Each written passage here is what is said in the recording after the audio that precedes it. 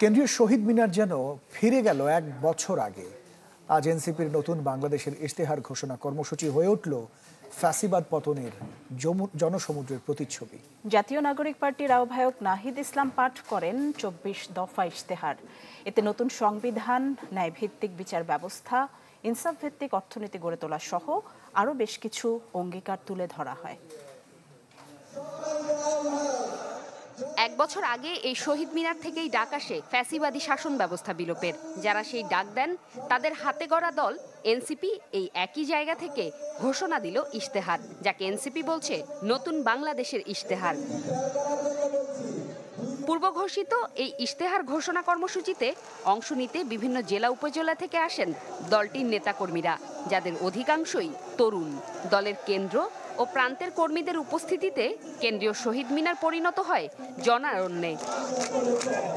পরে দলের আহ্বায়ক নাহিদ ইসলাম পাঠ করেন ২৪ দফা ইশতেহার। এতে অঙ্গীকার করা হয় গণপরিষদের মাধ্যমে একটি নতুন সংবিধানের, যার মাধ্যমে বিদায় দেয়া হবে একনায়কতন্ত্র, পরিবারতন্ত্র ও ফ্যাসিবাদী কাঠামোকে। নিরপেক্ষ নির্বাচনের জন্য আইনের মৌলিক পরিবর্তন ও রাষ্ট্র কর্তৃক নির্বাচন ব্যয় নির্বাহের মাধ্যমে কালো টাকার প্রভাব কমানো। একই সাথে এনসিপি ঘোষণা করে জুলাই অভ্যুত্থানের স্বীকৃতি, বিচার, গণতন্ত্র ও রাষ্ট্রীয় প্রতিষ্ঠানের সংস্কার, ন্যায়ভিত্তিক বিচার ব্যবস্থা ও আইন সংস্কার এবং জনবান্ধব আইন শৃঙ্খলা রক্ষাকারী বাহিনী গড়ে তোলা। পুরাতন ঝেড়ে ফেলে আমাদের রাষ্ট্রের নতুন যাত্রায় আমাদের প্রথম অঙ্গীকারী হচ্ছে গণপরিষদের মাধ্যমে একটা নতুন সংবিধান। জুলাইয়ের আকাঙ্ক্ষা পূরণে আমাদের এই নতুন সংবিধান একনায়কতন্ত্র, পরিবারতন্ত্র, ফ্যাসিবাদী কাঠামোর বিলোপ করে একটি বৈষম্যহীন গণতান্ত্রিক, অন্তর্ভুক্তিমূলক ও জনকল্যাণমুখী রিপাবলিক গঠন করবে। এই ইশতেহারে আরও আছে এমন একটি স্বাস্থ্য ব্যবস্থা গড়ে তোলার প্রতিজ্ঞা, যেখানে অর্থাভাবে কেউ চিকিৎসা থেকে বঞ্চিত হবে না। শিক্ষানীতি হবে এমন যা গড়ে তুলবে দক্ষ, জ্ঞানভিত্তিক সমাজ। শিক্ষা পণ্য নয়, হবে অধিকার। এছাড়া ইনসাফ ভিত্তিক কল্যাণমুখী অর্থনীতি, বহুমুখী বাণিজ্য শিল্পায়ন নীতি, নারীর নিরাপত্তা, প্রবাসী বাংলাদেশিদের অধিকার, বাংলাদেশপন্থী পররাষ্ট্রনীতি সহ আরও কয়েকটি বিষয় উল্লেখ করা হয় এনসিপির ইশতেহারে।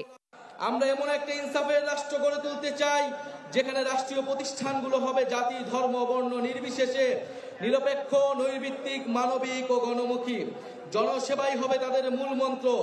একই সঙ্গে রাষ্ট্রের সকল সাংবিধানিক ও বিধিবদ্ধ জবাবদিহিতা নিশ্চিতকারী প্রতিষ্ঠানের ক্ষমতা বৃদ্ধি করা হবে, যেন এই প্রতিষ্ঠানগুলো স্বাধীনভাবে কাজ করে নির্বাহী বিভাগের কর্তৃত্ব পরায়ণ হওয়ার প্রবণতা প্রতিহত করতে পারে। ইশতেহার ঘোষণা কর্মসূচিতে দলটির অন্য নেতারা হুঁশিয়ারি দেন, কোনো অবস্থাতেই ফিরতে দেয়া হবে না ফ্যাসিবাদী ব্যবস্থা।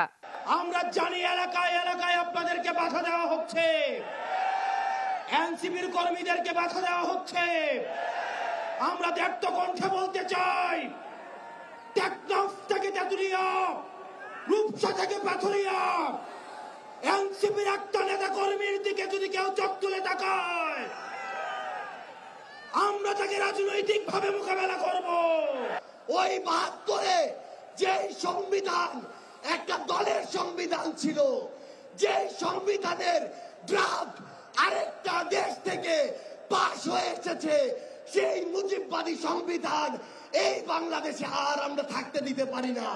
জুলাই ঘোষণাপত্রকে সাংবিধানিক স্বীকৃতি প্রদান করতে হবে।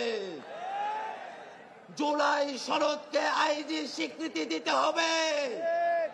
লিগ্যাল ফ্রেমওয়ার্ক অর্ডার করে, এলএফও করে জুলাই সনদকে কার্যকর করতে হবে।